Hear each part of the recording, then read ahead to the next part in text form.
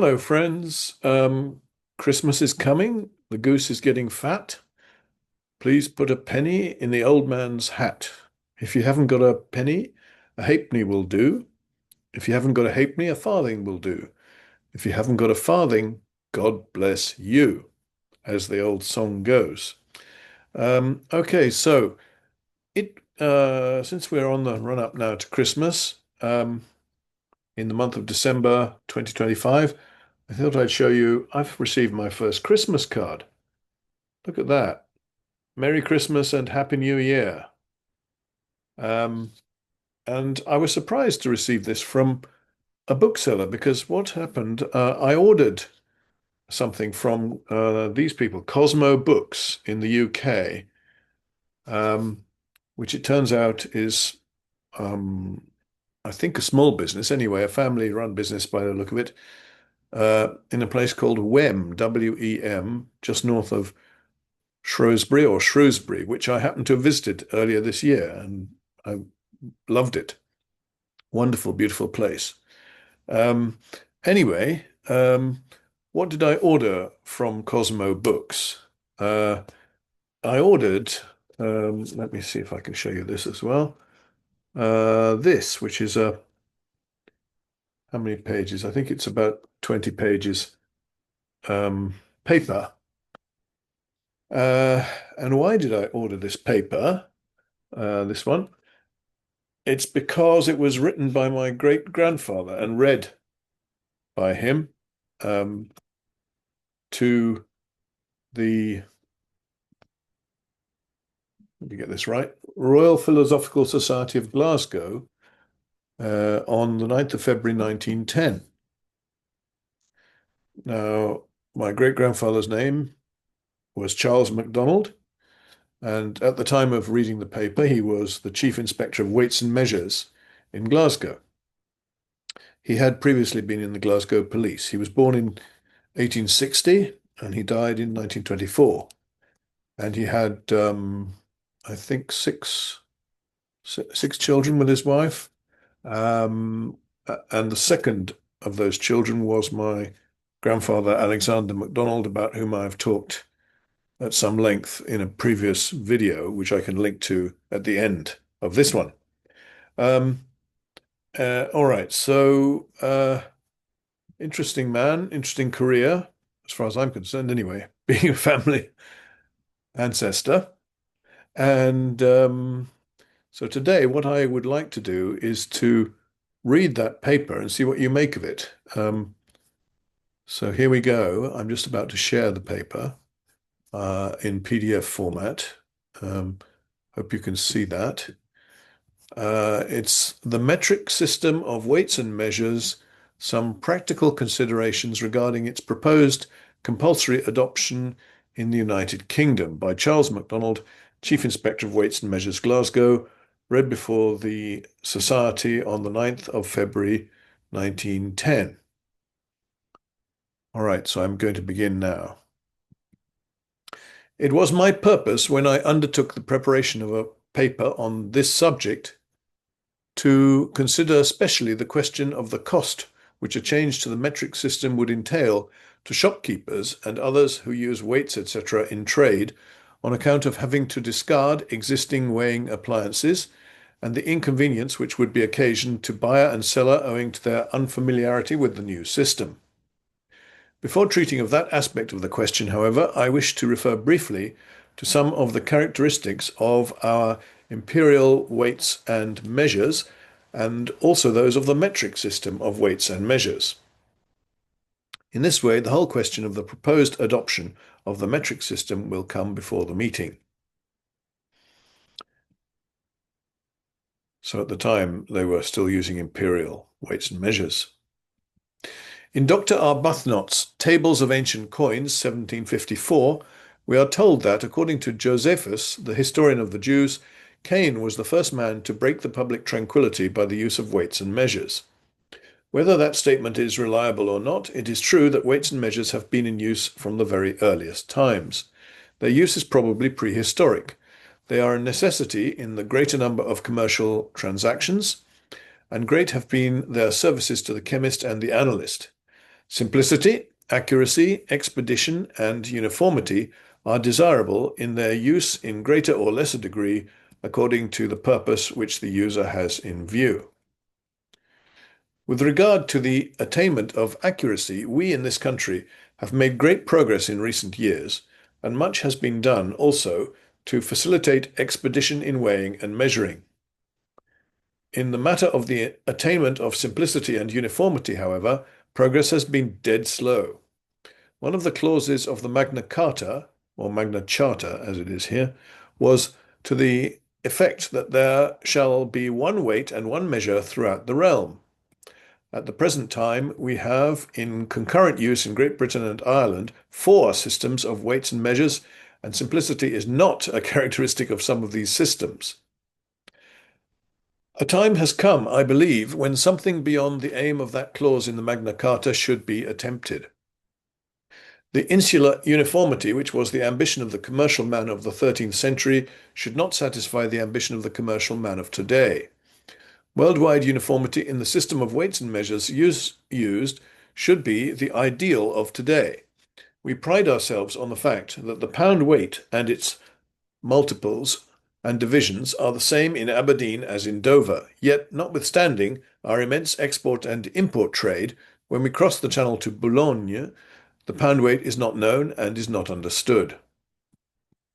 Our Troy apothecaries and avoirdupois systems, especially the Troy system, have considerable claims to antiquity, and the history of each system is intermixed with that of the other. But these systems do not satisfy us. There is strong proof against them in the fact that, notwithstanding their antiquity and the numerous instances of the foreigner copying our methods and instruments, no instance can be cited of our weights and measures being adopted by any people other than the English-speaking race. Each of these systems came into existence in a more or less haphazard fashion. The length of a number of barley corns, the weight of a number of wheat corns, the length of a royal arm, or the width at the root of the nail of the thumb of a middling man, not over meikle nor over little, but betwixt the twa, formed the basis of our units. The units possess no interdependence among themselves. The highest claim, probably, which is made for the avoirdupois system as a system is that it has in recent years been improved by the creation of standards of 100, 50, 20, 10, and 5 pounds. That is, on a decimal basis, and that it is capable of being further improved in a like direction. It has, however, to be kept in view that improve our imperial system as you will by altering the multiples and divisions and adopting a decimal basis, you are left with an insular system. I am aware that a powerful association, known as the British Weights and Measures Association, has been instituted with the object of opposing the compulsory adoption of the metric system and improving and defending our imperial system. Their aim is the carrying out of the clause in the Magna Carta to which I have already referred. In other words, their objective is uniformity for the English-speaking race. That is an objective which, in my opinion, is sadly out of harmony with our worldwide commercial relations and our business instincts, and I hope it will not satisfy the British nation. Apart from the inherent defects of the Troy apothecaries and avoirdupois systems, the concurrent use of these systems leads to further complexity, inconvenience, much loss of time in schools, and error. The grain is the same value in the 3 systems, and the ounce is the same value, 480 grains, in the Troy and apothecaries systems. But the ounce avoirdupois is only 437.5 grains. A wider disparity exists between the avoirdupois dram and the apothecaries drachm, the former being equal to 27 1/3 half grains, and the latter to 60 grains. As to whether this anomaly is likely to lead to confusion or error, I cannot do better than quote briefly from the speech delivered in the House of Lords on the 23rd of February 1904 by the late Lord Kelvin in seconding the motion for the second reading of the Weights and Measures Metric System Bill. Lord Kelvin said, "The avoirdupois dram is 27 1/3, 1/2 grains, whilst the apothecary's drachm is 60 grains. That's drachm, D-R-A-C-H-M. I speak feelingly with regard to that difference. Some 44 years ago, there existed an epidemic which Lord Palmerston called a rifle fever.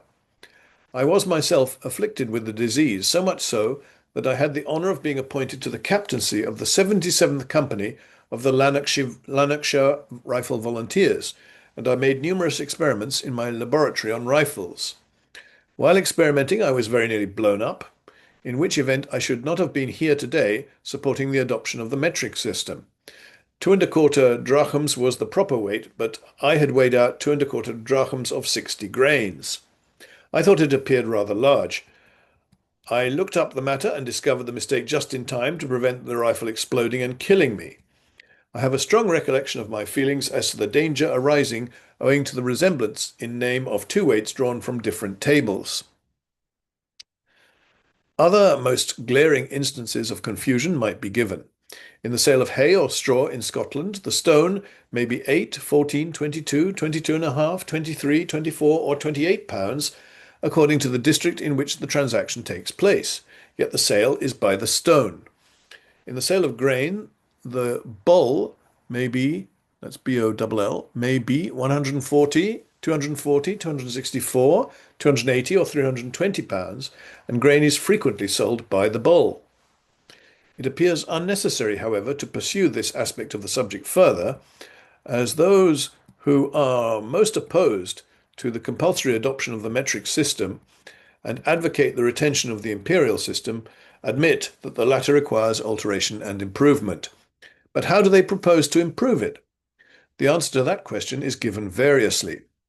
One answer, obtained from witnesses before the Select Committee of 1904 and from other sources, is that the avoirdupois system should be further decimalized by subdividing the pound into 10 parts instead of 16, and again subdividing the new ounce into 10 parts. That would, however, involve a new value for the grain. It could be carried out only by rendering the present grain and its multiples and divisions illegal.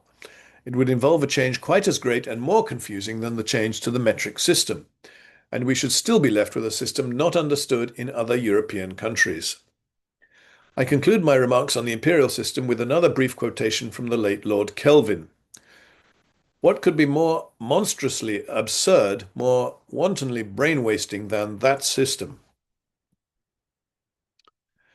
Let me now turn to the metric system.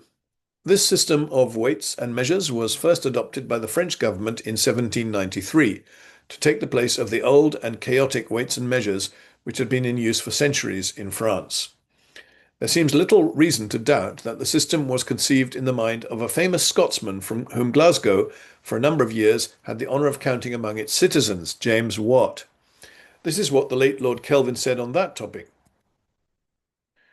In a letter dated 4th February 1783, James Watt laid down a plan which was, in all respects, the system adopted by the French philosophers 7 years later, which the French government suggested to the King of England as a system that might be adopted by international agreement.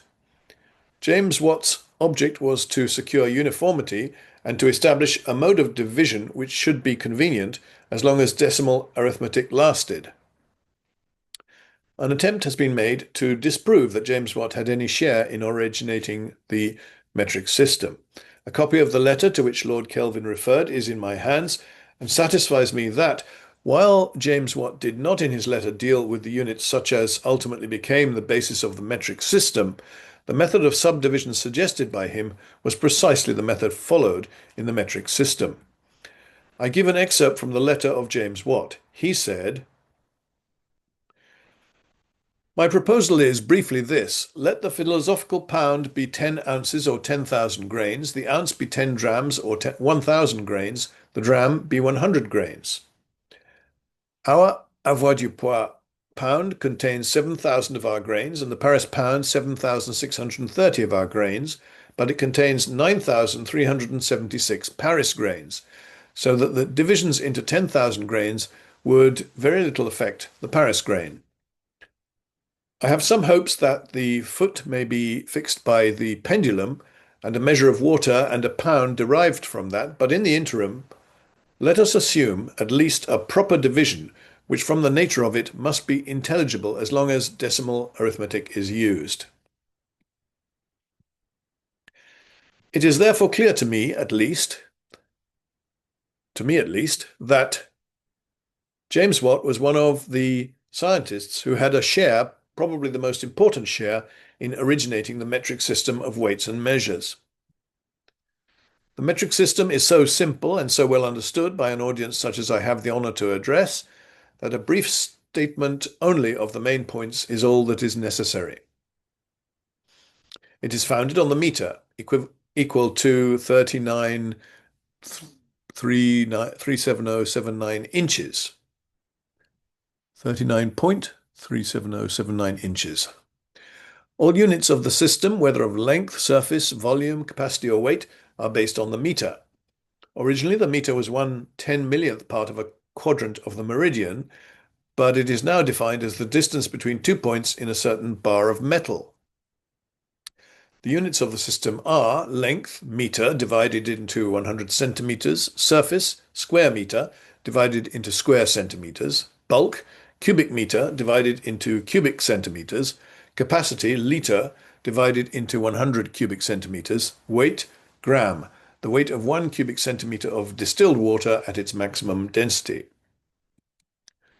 The multiples of each unit are 10 times, 100 times, and 1,000 times the unit, while their divisions are a 10th part, a 100th part, and a 1,000th part of the unit. It is thus simplicity in itself and has a thorough, sound scientific basis.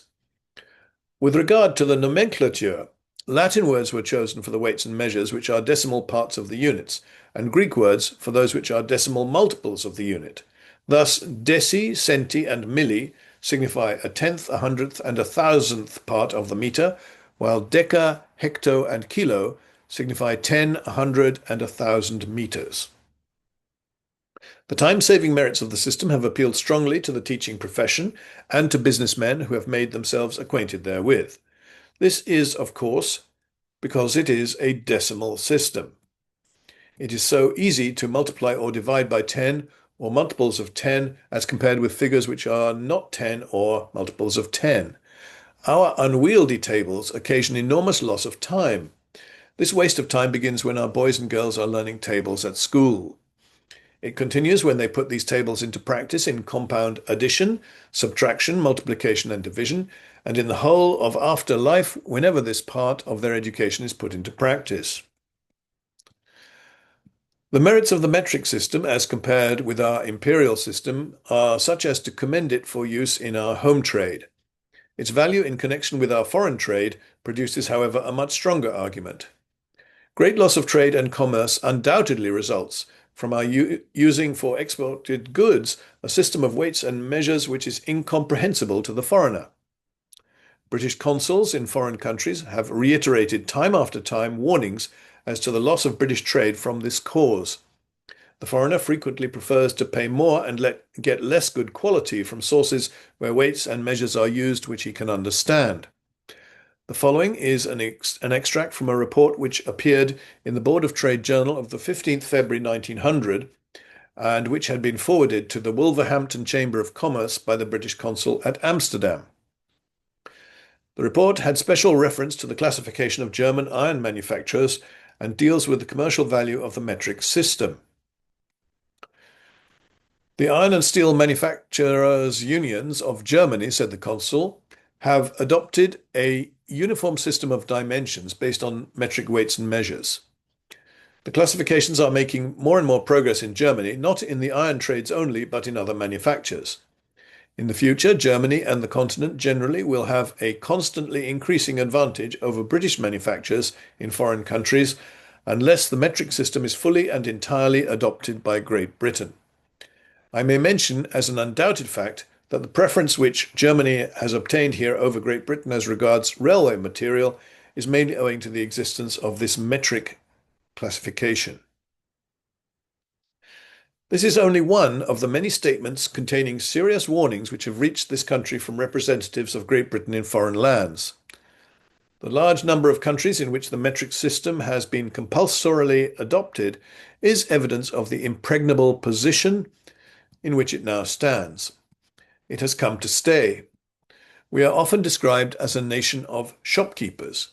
Alongside that description, place the fact that the metric system of weights and measures has been compulsorily adopted by every civilized nation of the world except the British Empire, the United States, and Russia. The delay in making the change then appears very unbusinesslike. It may be desirable here to recall briefly the various steps which have been taken in this country towards the adoption of the metric system. I think it is a misprint for in this country. In 1895, a select committee presided over by a distinguished man of science, Sir Henry Roscoe, R-O-S-C-O-E, reported very fully in favour of the compulsory adoption of the metric system within 2 years. In 1897, the Weights and Measures Metric System Act was passed. It legalised the use in Great Britain and Ireland of weights and measures of the metric system. The next step of importance consisted in the colonial premiers at the Coronation Conference passing a resolution in the following terms: that it is advisable to adopt the metric system of weights and measures for use within the Empire, and the Prime Ministers represented at this conference to give consideration to its early adoption. In 1904, there was introduced in the House of Lords, and read a second time in that House, a bill to render compulsory in Great Britain and Ireland the use of weights and measures of the metric system. The bill was then referred to a select committee. The select committee, presided over by the Lord Belhaven and Stenton, reported favourably on the bill with amendments, but it was dropped for that year. It was, however, reintroduced in the House of Commons in 1907, but notwithstanding the fact that a petition signed by over 16,000 people was lodged in its favour, it was defeated by a majority of 32. This bill, which so nearly met with success, was not promoted by the government. It was, as any bill on the subject ought to be, a non-party measure.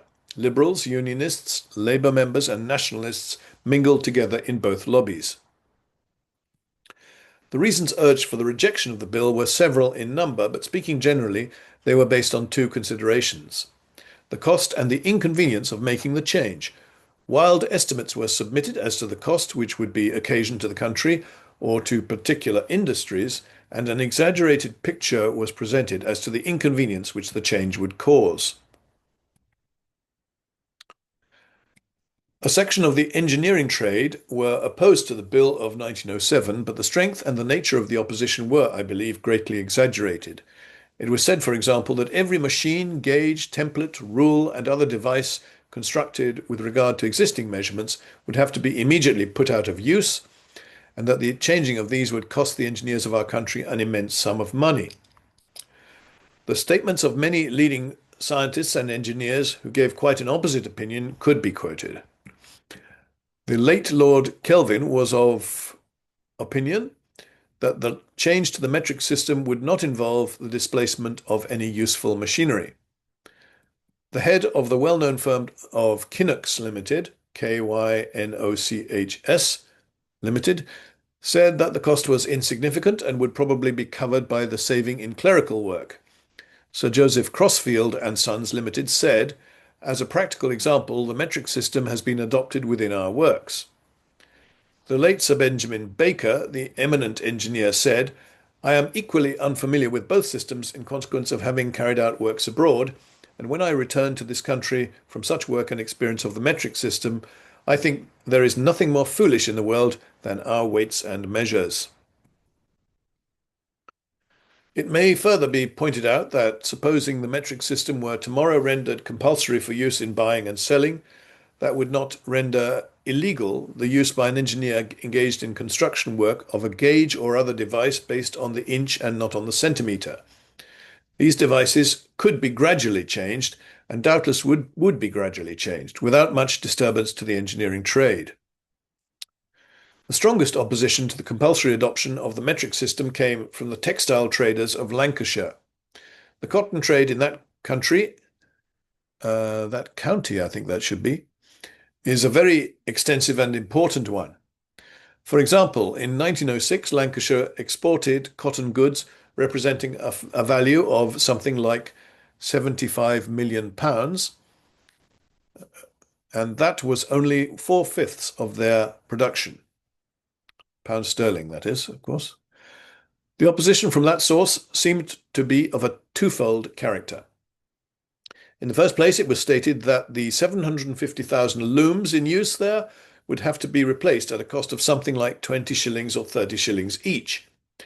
In the second place, extensive tables known as the Cotton Trade Wages List, published in book form, which were said to have taken 50 years of time and many £1,000s to produce, would, it was said, be rendered useless.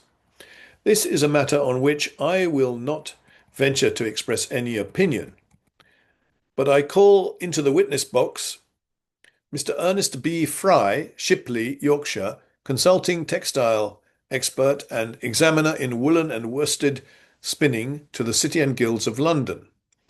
Mr. Fry said, "Some of the opponents of the metric system instance the use of the English textile standards for counts, etc., in some of the continental factories, and this has undoubtedly arisen because of the large proportion of English machinery in use in these factories and the very large quantities of English yarn sent out to these countries, but this is a very poor reason for perpetuating these innumerable standards. But on the other hand, I know personally of instances here in which managers in the mills make the whole of their calculations on a metric basis because of its simplicity, and then convert the results into English standards for use in the mills. There are also many warehouses in Bradford district where the metric system has been in regular use for several years. A great deal too much is made of the supposed difficulty which would occur in making an alteration, but I am strongly of opinion that within a few months of its compulsory adoption, it would be working with the greatest smoothness in nearly every case, but with far less cost in changing than its opponents make out." In support of Mr. Fry's evidence, I also call Mr. Rowlett, Rowlett, ex-president of the Leicester Chamber of Commerce and examiner for the City and Guilds of London Institute, agent for yarn thread, who said, "The spinner objects that if he spun metric numbers, he would have to alter his machinery at considerable cost, but this is quite a fallacy. There is no difficulty in spinning half numbers and even quarter numbers, but there is an impossibility of spinning always exactly the same number, and this is so well recognized in the textile world that a variation of quarter numbers above or below equal to half number is always allowed. In spinning, it is always possible, without any expense, to get within this margin of the metric count, and even in many cases to substitute the English one without any change. This proves that the difficulty of supplying metric numbers is only imaginary, and the remark applies to worsted, flax, etc. Also, the long-suffering wait for the metric system will, it is to be hoped, be materially shortened by the recent action of the East Indian buyers of silk and woolen yarns. Our conservative methods have cost this country nearly the whole of the custom of these gentlemen, and several of them now refuse to have anything to do with British goods unless the makers adopt the metric system of counts. The Indian government is, in consequence, considering the question of legalizing the continental system and of getting British manufacturers to adopt it." The continental system is, of course, the metric system. I shall now consider what appear to be the most common and the most pertinent class of objections to the compulsory adoption of the metric system. I refer to the cost which the changes would entail to shopkeepers and to the inconvenience which would be occasioned. I begin with the cost. It was stated in the House of Commons by a responsible statesman during the discussion on the Bill of 1907 that the change would cost the retail traders of this country about £2 million sterling. Was that a mere haphazard guess? I did not read that the basis of the estimate was stated, and am inclined to think that the statement should not be taken seriously. After all, however, it is not of particular interest to a shopkeeper what the total outlay to all shopkeepers may be. What shall it cost me is the question which interests the shopkeeper, and I propose to deal now with the matter chiefly from that point of view. In estimating, I have chosen as a convenient method of showing the importance or extent of any particular business with which I am dealing to state the rental or annual valuation of premises, and I have been favoured with rental and other particulars from shopkeepers and with prices and estimates from reliable firms dealing in weights, measures, and weighing appliances. Reference to the draper may almost be omitted. To replace his measures of length would mean an infinitesimal addition to his outlay. In a drapery business, in one of the districts of the city where the annual rental of premises is £100 sterling, it would cost the draper less than 10 shillings to replace in metric measures the measures of length which he at present finds necessary. I do not propose to give another example with regard to measures of length. Take next shopkeepers and others who use measures of capacity. In this case, also, the outlay would be comparatively small. By far the greater number of measures of capacity used are in wine and spirit shops. There, the old and more expensive pewter measure is almost a thing of the past. Glass measures, which are cheap and which usually have a short business career, are the most common measures in use. To a much lesser extent, earthenware and iron enamelled measures are used. On the other hand, the most expensive class of milk measures could be easily altered to measure in metric denominations. The measure is defined by graduated metal strips soldered to the side of the vessel, and these strips could be replaced at small cost by strips graduated in. Here we have a graphic representation of the proportion of different classes of weighing instruments used in trade in the city of Glasgow in 1909. So,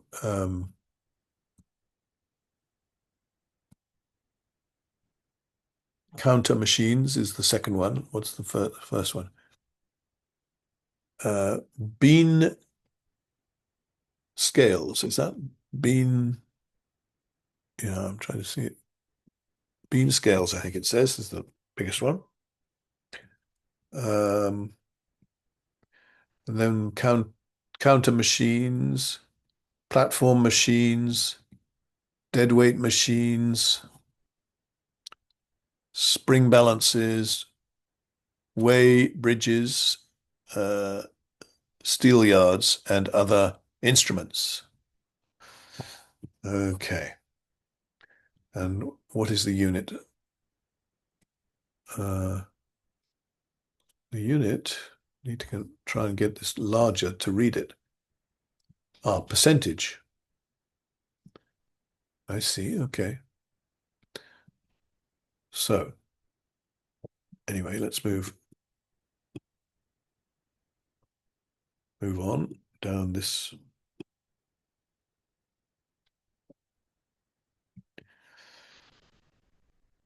So I think I should go back and restart the sentence.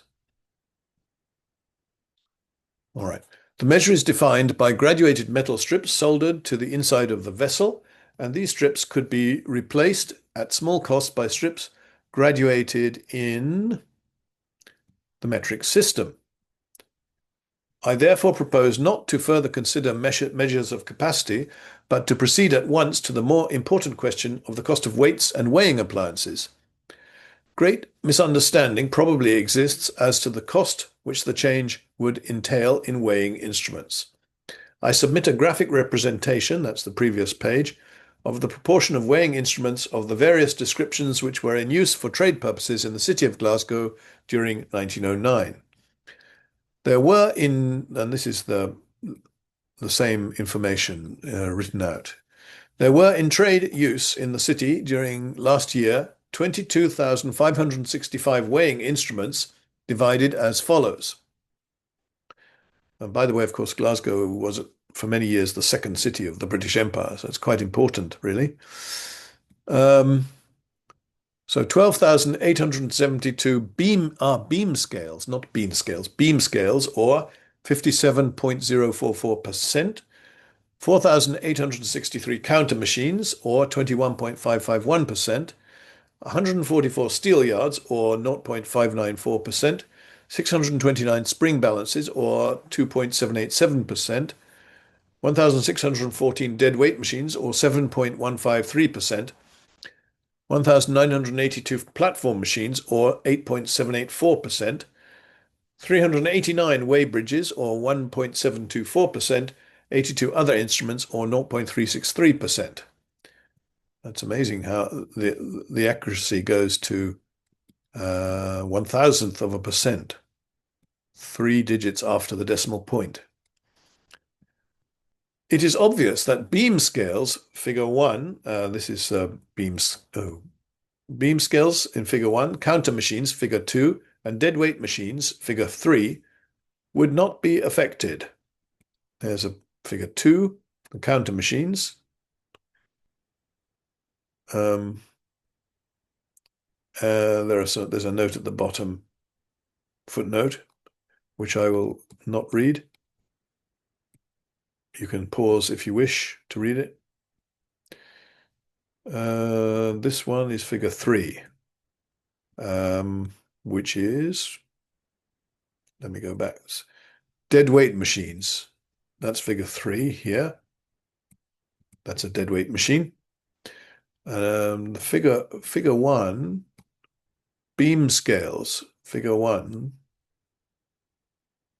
I can't see. That's not that's a graphic representation. So where is figure 1? I don't see it. What's the note say? It has not been deemed necessary to include here figures 1, 5, 6, 7, and 8. Figure 1 being the ordinary beam scale, while figures 5, 6, 7, and 8 were the same in principle as figure 4, except that dials in figures 7 and 8 take the place of steelyards. I see, so there is no figure 1 for the ordinary beam scale. And also 5, 6, 7, and 8, the same as figure 4. Okay. So we're not including all of the figures in this paper. I don't know if that's an economy measure or what. Anyway, it is obvious that beam scales, figure 1, counter machines, figure 2, and deadweight machines, figure 3, would not be affected in any way by a change to the metric system. These 3 classes numerically constitute 85.748% of the weighing instruments in use for trade in the city. Other 2 classes, platform weighing machines, figures 4 and 5, and weigh bridges, figures 6 and 7, which together constitute 10.508% numerically, would have to be slightly reconstructed. The steelyard or dial would in every case have to be replaced or remarked. There's a platform weighing machine, figure 4. The same remarks apply to pit bank machines, figure 8. In estimating the cost of such alterations, the well-known firms of Messrs. Henry Pooley and Sons Limited and Messrs. W&T Avery Limited very generously responded to my request for advice. Avery is a name I'm familiar with in connection with weights, scales, and so on. With the help of these firms, I estimate as shown in the following table. Table showing the estimated cost of changing certain types of weighing instruments to weigh according to the metric instead of the imperial system. So we've got capacity and type of weighing instrument, the 10-ton weigh bridge, the 1-ton platform weighing machine, and the 500-weight platform weighing machine. Then going across, in an instrument fitted with steelyard to replace the steelyard, in a no-loose weight machine, and in a loose weight machine, and then in a dial machine to replace the dial, to remark the dial, and in an instrument fitted with steelyard to remark the steelyard. And then we've got all the costs, estimated costs. So for the 10-ton weigh bridge,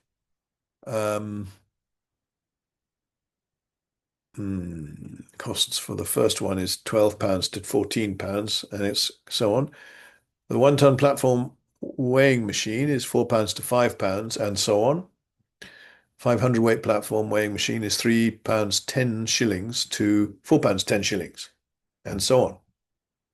I'm not going to read the whole of the table, but I think you get the idea, and if you're watching, you can just look at it yourself.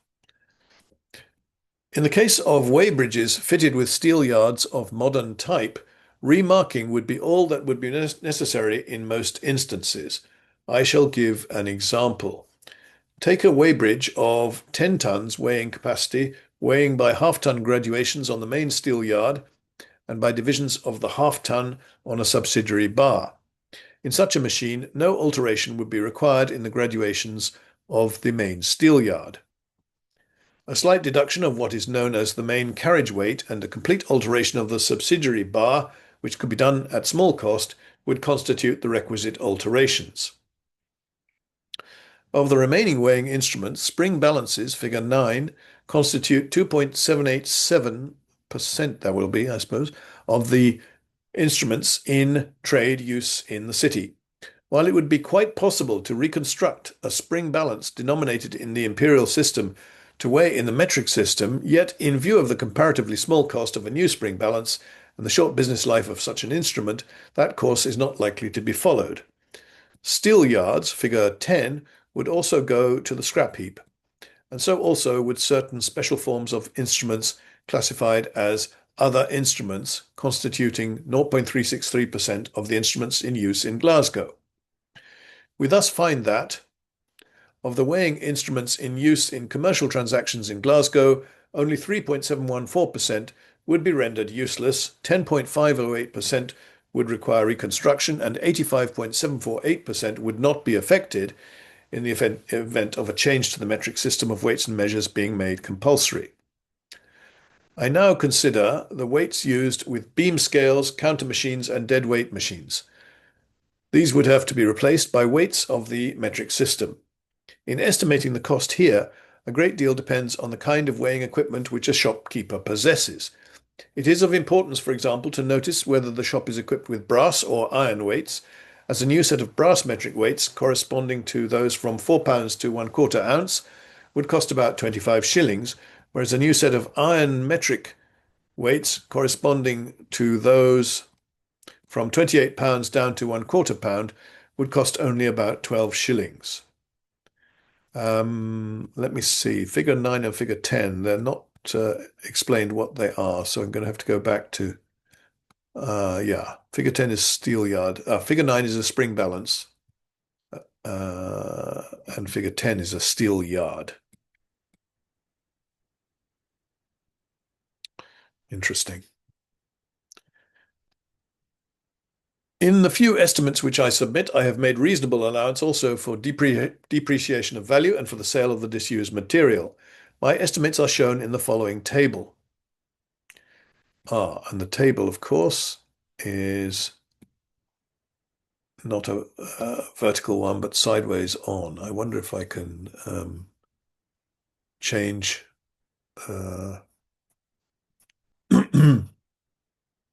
That's a bit inconvenient, isn't it? How do we do this now? All tools. Can I rotate? I just want to rotate. Where are we? Redact a PDF? No. No, I just, this is a bit of a nuisance. Hang on, modify page. Dear oh dear, I don't want to do all of that. I think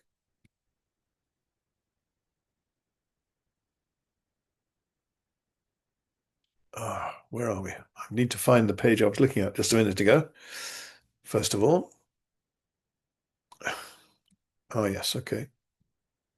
Oh, it seems to have done it for me. Well, has it? Yes. That are remarkable. My estimates are as shown in the following table. And here is the table in the right way round by the look of it. Yeah, well, it is the right way round. Remarkably.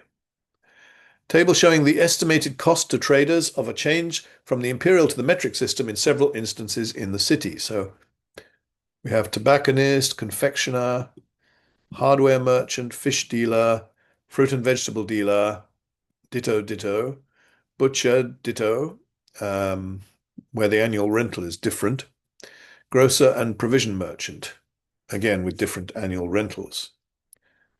All right, so this is a table made by my great-grandfather.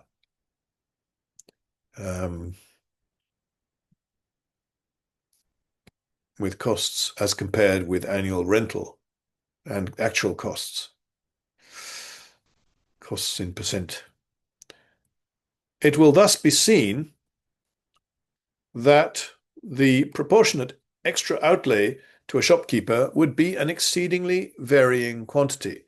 This is due to the varying character of different shopkeepers' equipment and to that most important of all conditions, the rental, which again is chiefly regulated by size of premises and locality. It will be seen, however, that the outlay to some shopkeepers would be a considerable item. Of course, that outlay would be rendered less burdensome by spreading it over 2 years.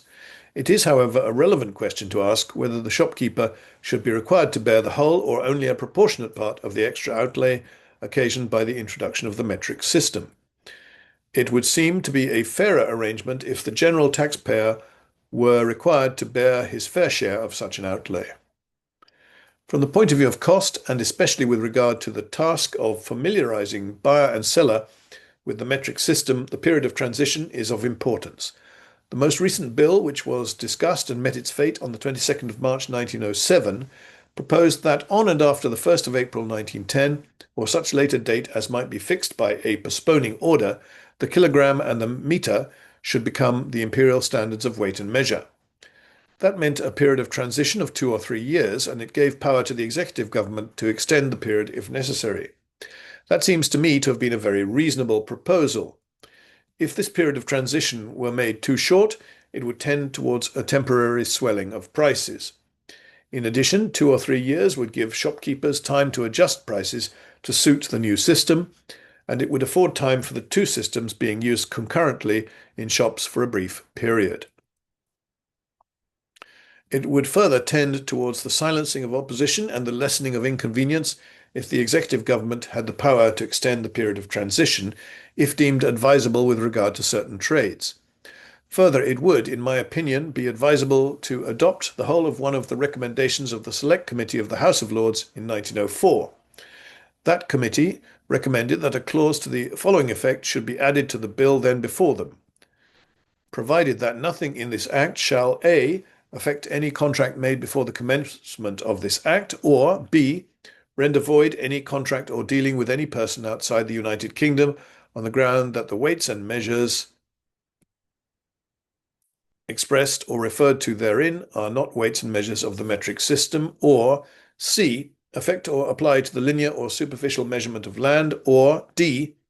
apply to any trade or business which may, for the time being, be exempted from the operation of this Act by an order in council made for that purpose. To go further in the direction of exempting certain trades than indicated in the foregoing recommendation would not, I think, be desirable.